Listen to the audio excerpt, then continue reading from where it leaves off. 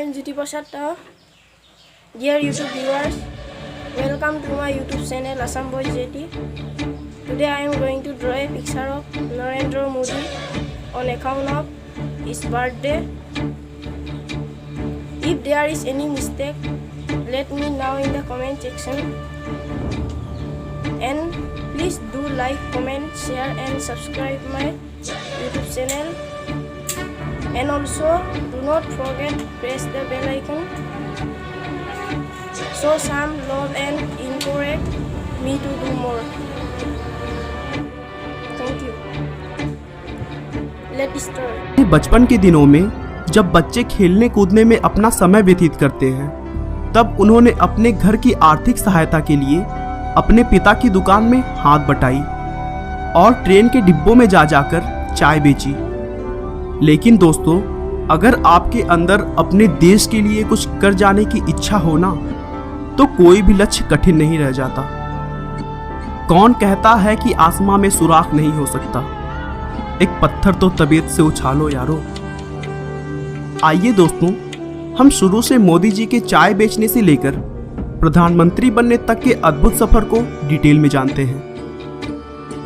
नरेंद्र मोदी का जन्म 17 सितंबर 1950 को बॉम्बे राज्य के मेहसान जिले में वडनगर नाम के गांव में हुआ था। दोस्तों, बता दूं कि बॉम्बे राज्य पहले भारत का ही एक राज्य था, जिसे 1 मई 1960 में अलग कर गुजरात और महाराष्ट्र बना दिया गया। तो इस तरह अब मोदी जी का जन्म स्थान गुजरात राज्य के अंतर्गत आता है। नरेंद्र मोदी के पिता का नाम दामोदर दास मूलचंद मोदी था और मां का नाम हीराबेन मोदी है। जन्म के समय उनका परिवार बहुत ही गरीब था और वे एक छोटे से कच्चे मकान में रहते थे। नरेंद्र मोदी अपने माता पिता की कुल 6 संतानों में तीसरे पुत्र हैं। मोदी के पिता रेलवे स्टेशन पर चाय की एक छोटी सी दुकान चलाते थे, जिसमें नरेंद्र मोदी भी उनका हाथ बटाते थे और रेल के डिब्बों में जा जाकर चाय बेचते थे। लेकिन हाँ, चाय की दुकान संभालने के साथ साथ मोदी पढ़ाई लिखाई का भी पूरा ध्यान रखते थे। मोदी के टीचर बताते हैं कि नरेंद्र पढ़ाई लिखाई में तो एक ठीक ठाक छात्र थे, लेकिन वे नाटकों और भाषणों में जमकर हिस्सा लेते थे और उन्हें खेल कूद में भी बहुत दिलचस्पी थी। उन्होंने अपनी स्कूल की पढ़ाई वडनगर से पूरी की। सिर्फ 13 साल की उम्र में नरेंद्र मोदी की सगाई यशोदाबेन चमनलाल के साथ कर दी गई और फिर 17 साल की उम्र में उनकी शादी हो गई। फाइनेंशियल एक्सप्रेस की एक न्यूज के अनुसार नरेंद्र और जसोदा ने कुछ वर्ष साथ रहकर बिताए, लेकिन कुछ समय बाद नरेंद्र मोदी के इच्छा से वे दोनों एक दूसरे के लिए अजनबी हो गए। लेकिन नरेंद्र मोदी के जीवन लेखक ऐसा नहीं मानते हैं। उनका मानना है कि उन दोनों की शादी जरूर हुई, लेकिन वे दोनों एक साथ कभी नहीं रहे। शादी के कुछ वर्षों बाद नरेंद्र मोदी ने घर छोड़ दिया और एक तरह से उनका वैवाहिक जीवन लगभग समाप्त सा हो गया।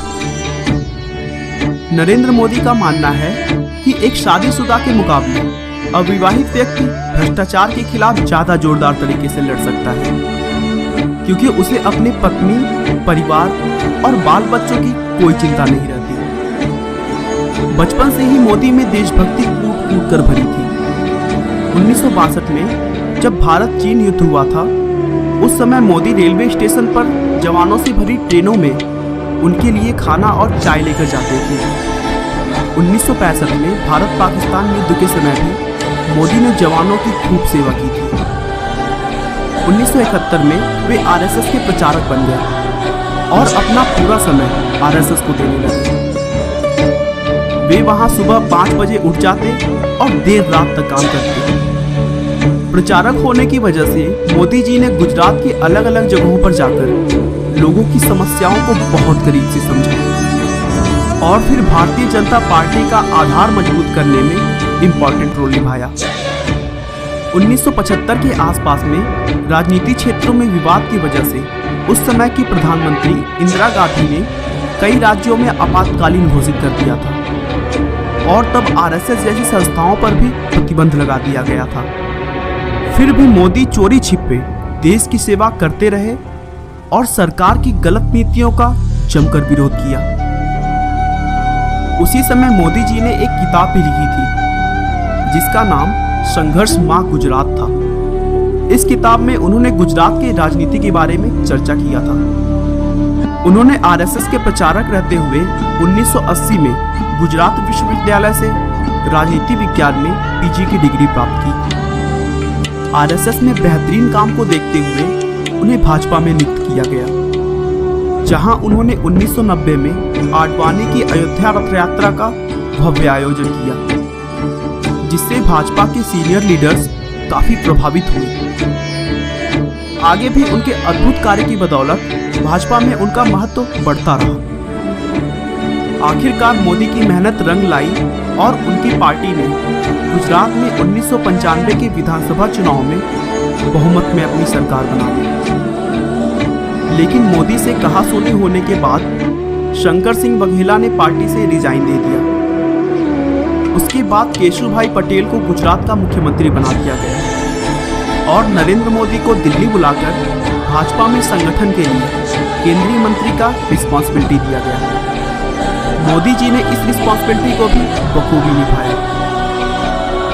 2001 में केशुभाई पटेल की सेहत बिगड़ने लगी थी और भाजपा चुनाव में कई सीटें भी हार रही थी। इसके बाद भारतीय जनता पार्टी ने अक्टूबर 2001 में केशुभाई पटेल की जगह नरेंद्र मोदी को गुजरात के मुख्यमंत्री पद की कमान सौंपी। नरेंद्र मोदी ने मुख्यमंत्री का अपना पहला कार्यकाल 7 अक्टूबर 2001 से शुरू किया। इसके बाद मोदी ने राजकोट विधानसभा चुनाव लड़ा, जिसमें उन्होंने कांग्रेस पार्टी के अश्विन मेहता को बड़े अंतर से मात दी। मुख्यमंत्री पद पर रहते हुए मोदी ने बहुत ही अच्छी तरीके से अपने कार्यों को संभाला और गुजरात को फिर से मजबूत कर दिया। उन्होंने गांव-गांव तक बिजली पहुंचाई, टूरिज्म को बढ़ावा दिया।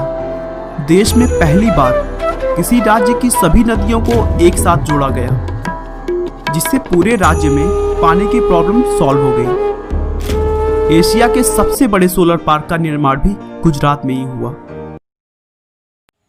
Now complete my drawing. Thank you for watching. Bye bye.